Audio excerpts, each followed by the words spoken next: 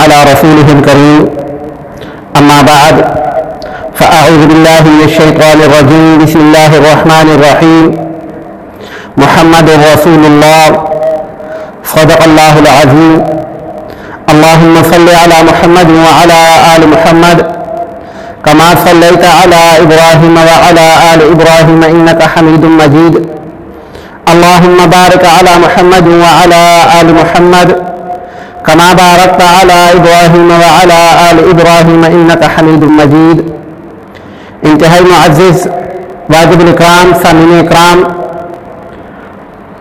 ربیع الاول کا مہینہ ہے. پاک پیغمبر صلی اللہ علیہ وآلہ وسلم کی زندگی کے بارے میں گزشتہ دو تین جمعۃ المبارک میں بات ہوئی ہے. ہماری بات پاک پیغمبر صلی اللہ علیہ وآلہ وسلم کی عمر مبارک کے ساتھ ساتھ پیش آنے والے حالات کے مطابق کر رہی تھی. آپ صلی اللہ علیہ وآلہ وسلم کی عمر مبارک جب 35 برس کی تھی تب پاک پیغمبر صلی اللہ علیہ وآلہ وسلم نے اللہ کے غار خانہ کعبہ کے اندر حجر اسود اپنے ہاتھ سے نصب فرمایا. پاک پیغمبر صلی اللہ علیہ وآلہ وسلم کی عمر مبارک جب 40 برس کی ہوئی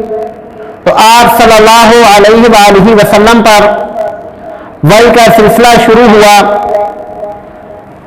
آپ صلی اللہ علیہ وآلہ وسلم پر اگر 40 سال کی عمر میں وحی کا سلسلہ شروع ہوا تو تب پہلی وحی ربیع الاول کے مہینے میں بنتی ہے. اور اگر ہم یہ بات علماء کا یہ قول نقل کریں کہ آپ صلی اللہ علیہ وآلہ وسلم پر پہلی وحی رمضان المبارک کے مہینے میں نازل ہوئی تب آپ صلی اللہ علیہ وآلہ وسلم کی عمر مبارک 40 سال اور 6 ماہ بنتی ہے. بہرحال نبوت جو ہے یہ ایک ایسا منصب ہے کہ انسان اپنی خواہش سے، اپنی تگ و دو سے، اپنی کوشش سے، اپنی محنت سے حاصل نہیں کر سکتا. باقی جو دنیاوی منصب ہیں وہ انسان اپنی کوشش سے حاصل کر سکتا ہے. مثال کے طور پر اگر کوئی بندہ انجینئر بننا چاہتا ہے تو وہ پڑھائی کر کے انجینئرنگ کی کلاس میں بیٹھ کر انجینئرنگ کے پیپر پاس کر کے انجینئر بننے کی ڈگری لے سکتا ہے. کوئی ڈاکٹر بننا چاہتا ہے تو وہ ڈاکٹری کی پڑھائی کر کے ڈاکٹر ہونے کی ڈگری لے سکتا ہے. ایسے ہی اگر کوئی وزیر بننا چاہتا ہے تو وہ اپنے لیے علیحدہ سے پارٹی بنا کر وزیر بن سکتا ہے. محنت کرنی پڑتی ہے، لیکن یہ تمام منصب جتنے بھی ہیں یہ انسان اپنی کوشش سے، اپنی محنت سے حاصل کر سکتا ہے. لیکن نبوت کا منصب یہ انسان اپنی کوشش سے حاصل نہیں کر سکتا، بلکہ نبوت جو ہے یہ اللہ رب العالمین کا ایک احسان ہوتا ہے. یہ اللہ رب العالمین نے ایسا منصب رکھا ہے جو خود الہ العالمین عطا کر دیں تو کر دیں. انسان اپنی کوشش سے،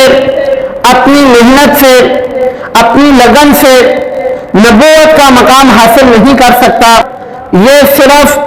الہ العالمین کی عطا سے ہوتا ہے. اور جس بندے کو الہ العالمین نبی یا پیغمبر منتخب کرتے ہیں اس کو خود بھی معلوم نہیں ہوتا، پیدائشی طور پر وہ خود بھی اس بات سے واقف نہیں ہوتا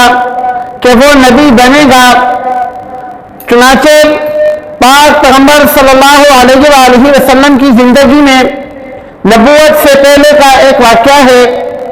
کہ آپ صلی اللہ علیہ وآلہ وسلم کی نبوت سے پہلے بھی قریش کے اندر، مکہ کے اندر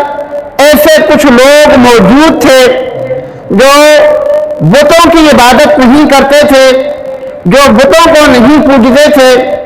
حق کے متلاشی تھے، ان میں ایک نام